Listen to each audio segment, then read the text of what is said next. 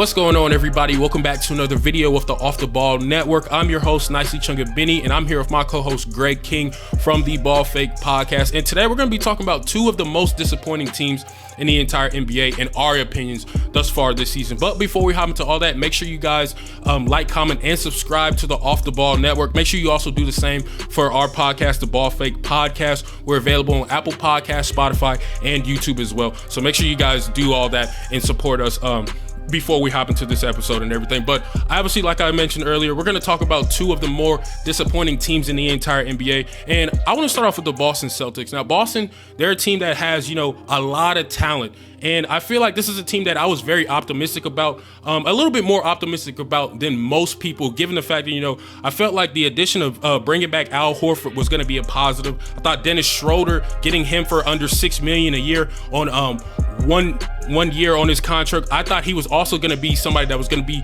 able to provide a lot to the table offensively, given the fact that this is a guy that just 2 seasons ago, he was, this runner-up for Sixth Man of the Year and everything. And I thought Josh Richardson, somebody who, has the ability to space the floor out, even though he's struggled to a certain degree this season, and he's going to be able to provide a lot of defense on that side of the basketball, which is an area that Boston definitely needs to improve in. I thought that, tying in all of those factors, Boston was going to be able to get off to a surprisingly good start and be possibly maybe even a top 5 seed in the Eastern Conference, but that just hasn't been the case. And, for whatever reason, Jason Tatum and Jalen Brown, these two, they have to just do so much for this team offensively. I mean, this is a team that has a lot of talent, like I talked about earlier, but for whatever reason, there's not a lot of cohesion, especially in the locker room. We've seen, Marcus Smart kind of be a little bit unhappy with his role on the team and everything. But I mean, Greg, what do you feel like has been one of the biggest reasons that's why Boston struggled so much to start off this season? I mean, you talked about Jalen Brown and Jason Tatum having to do so much, and the reason is their backcourt. I mean, their backcourt is they really can't stretch the floor. So they're getting they have to take a lot of contested shots, and a lot of teams are packing the paint on them, and they want to get the ball out of Jason Tatum and Jalen Brown's hands. I mean, even though Jason Tatum at one point his usage rates was 32%, and he was shooting 26 attempts per game, but he wasn't really sharing the ball. He was only averaging 3.5 assists. So I would like to see those Jalen Brown and Jason Tatum to really share the ball more, just like Marcus Smart said. But talking about Marcus Smart and Dennis Schroeder, they got off the slow starts. Dennis Schroeder's coming along, but I really want to focus on Marcus Smart because he's really not giving anything on the offensive end. 9.5 points, 26% from the three-point line, 35% from the field, not really giving them too much. I mean, he's really supposed to be their defensive anchor, and he's really not setting the tone for this team. And I feel like if he provided more on that offensive end, they could get more better looks, and it's just not really panning out. And then on top of that, you mentioned the bench. You were optimistic about the bench. I mean, I'm not seeing a lot of production out of Josh Richardson right now, and I kind of feel bad for the coach because he's trying to implement his system and he doesn't know where to go to. I mean, you mentioned the defense. Who's he going to put in there to really help with the defensive woes? I like what I'm seeing out of Langford and his shot. He's improving on the shot, so I feel like he can get more touches off the bench, but they haven't really figured out their lineup. Are they going to play small ball, or are they going to because they don't have a lot of depth at the front court, and that's another issue that we can get into as well. So I just feel like the lineup issues, Jason Tatum and Jalen Brown not getting enough help in their backcourt is really why they're struggling right now. And maybe the fact that this is a team that has a lot of redundant and a lot of repetitive talent, maybe that's why it's been so tough for Udoka to really implement the correct lineups and everything. Because when you look at the starting lineup as of late, obviously Jason Tatum and Jalen Brown typically are going to be in the starting lineup. Obviously Jalen Brown's been out due to injury with his hamstring and everything, but he'll be back pretty soon. But when I look at those two guys, they kind of bring the similar values offensively to the table. Both prolific scorers for the most part, all NBA caliber players.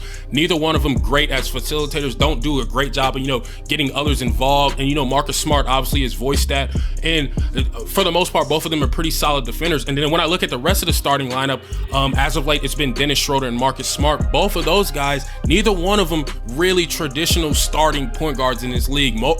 They're more so better coming off of the bench.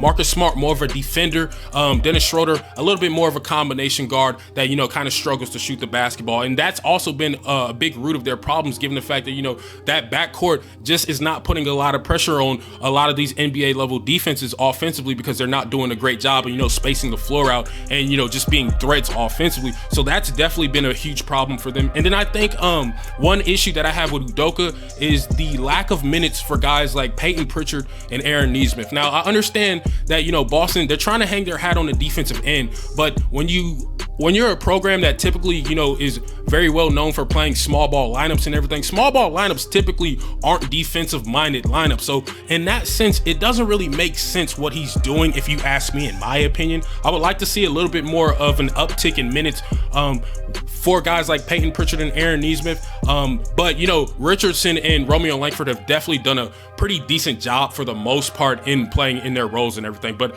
what are some other issues that you kind of have seen with Boston that you feel like kind of need to be addressed? I think another alarming issue outside, the percentage is 23. They're 23rd in the league with field goal percentage and 26 in 3-point percentage. I think, like I mentioned, I talk about the front court. We talk about it all the time. I think Robert Williams is really good. I think he's a good rim protector. I think he provides so much versatility on the defensive end, but he's not that big that I feel like that the Celtics are looking for. I feel like they really miss Daniel Tice and how he could stretch the floor. I think they need. It's not really their fault, the players' fault. It's really the front office. But getting the right big for Jason Tatum and Jalen Brown, that's another reason why I feel like they're struggling right now. They really haven't been able to find the perfect front court for those guys. Yeah, and I think defensively that is plays a part in why they've been so bad. This is a team that gives up a lot of offensive rebounds, and they're not grabbing enough defensive rebounds. Very reluctant on Horford and Robert Williams from that perspective. Enes Kanter is not one of those guys that's really a high-level rebounder in this league for the most part.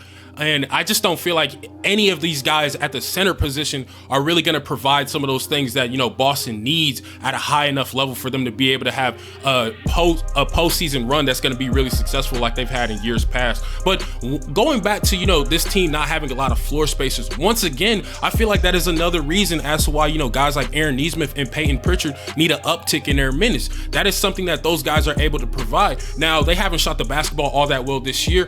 And I think a lot of that has to do with the fact that what we talked about earlier, Boston, they don't really have a traditional point guard on this roster. Dennis Schroeder is probably the best bet from that aspect. Like I mentioned, Marcus Smart, more of a defender, not really much of an offensive caliber player. So with all that being said, I think that's one of the biggest reasons as to why, their efficiency levels have, struggled, and it's been so difficult for Tatum and Brown to really be productive offensively because the lack of spacing, the lack of, reliable options offensively, and the personnel of this team, and them not really being able to figure out the lineups that, have kind of best suited them. But let's move on to the Atlanta Hawks, because that is the second team that we feel like has been, very disappointing this season. They've obviously coming off a Eastern Conference Finals appearance. They obviously ended up losing, and I feel like Atlanta is one of those teams that is pretty good for the most part, but I do feel like last year's postseason run, they overachieved to a certain degree. When I look at the Atlanta Hawks and that roster, that is a roster that definitely has a lot of talent, especially offensively, from guys like Trae Young to Cam Reddish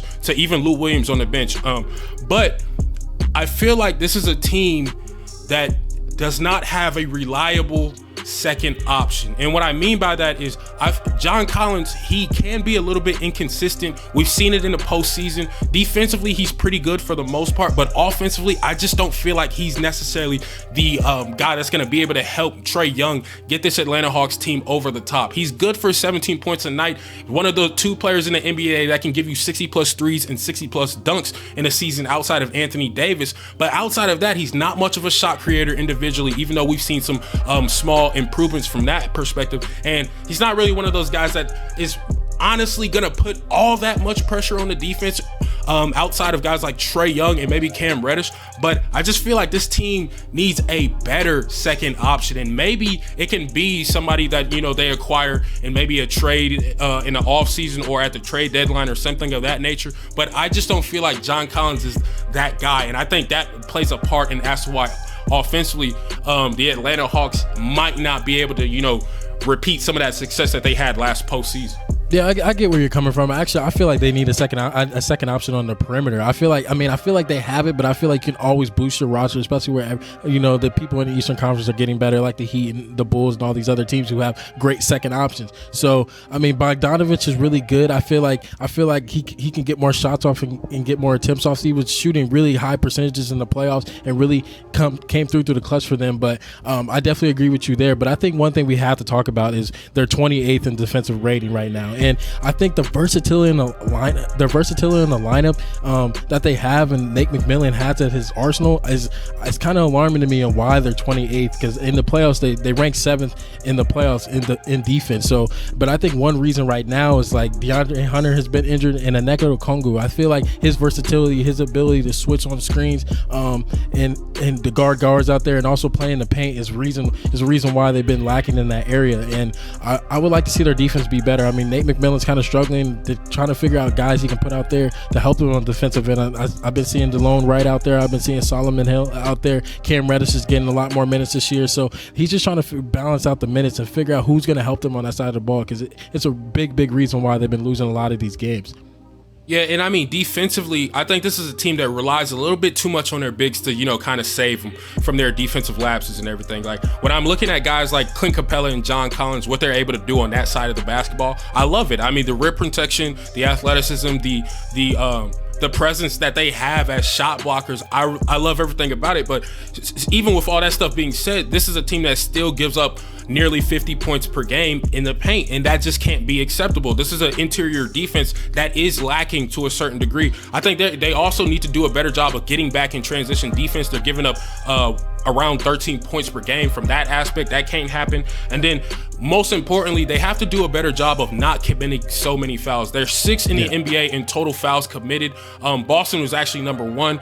And, with all that being said, those type of things definitely need to be addressed for whatever reason. I don't know if guys aren't doing a great job of communicating, or they're just understanding the fact that, they have reliable shot blockers that are going to be able to, get them out of a lot of those defensive laps that they're committing. But for whatever reason, Atlanta definitely needs to clean up on that side of the basketball, especially from a rebounding perspective, because offensively, they're not doing a good job of, capitalizing on and closing out their defensive possessions. They're not a great rebounding team. They are only averaging around like 35 rebounds per game, which is very putrid. And then they're giving up nearly 9 offensive rebounds per game as well. So when we see them start to clean those aspects up in their game, I think that's when we're going to start to see a little bit more cohesion on that side of the basketball. And hopefully Atlanta can start, racking up a few more wins from that perspective and be able to possibly get back to where they were able to get to last postseason. Yeah, I totally agree, because right now they're 5th in offensive rating nicely. So in the versatility that they have on offense, I mean, the pick and roll with John Collins, they can dish it off to Bogdanovich. They have DeAndre Hunter. They have Cam Reddish. They have so many guys you can put the ball in the basket. If they can clean up and, clean up on the defensive end, communicate on the defensive end, and get that right personnel, get Kongu back healthy, get Hunter back healthy, I think they can get back into what they were in the playoffs when they had a stellar defense throughout that run. Yeah, and then lastly, talking about their offense, with this team being so great as 3-point shooters, you would expect them, actually shoot a lot more attempts than they do. So it kind of alarms me that they're kind of towards the back end of the NBA and 3-point attempts, because they have so many guys that are able to, knock down shots from outside at an extremely efficient rate. I mean, they have nearly 4 or 5 guys that are shooting well above league average. So that kind of surprises me to a certain degree that they're not capitalizing on that. Well, they're fifth in 2-point attempts, so that's alarming. I mean, I know Nate McMillan, when he was with the Pacers, he liked to get inside. So I kind of see where you're coming from there. Only 27th in 3-point attempts. So I would like to see Bogdanovich get more touches on the 3-point line, because they can really put the ball in the basket out there. So that's very alarming. And if that's the case, And if that's the case, then they have to do a better job of getting to the free throw line, because even from that perspective, they're still towards the bottom half of the entire NBA. So when we start to factor some of those things in offensively, it's not really making too much sense if I'm looking at it from that perspective. But ultimately, I do think this is a unit that, has a lot to offer from an offensive perspective. They have a lot of guys that can get their own shot individually, and sometimes that might be a detriment to them, because I feel like they don't always do a great job of utilizing their teammates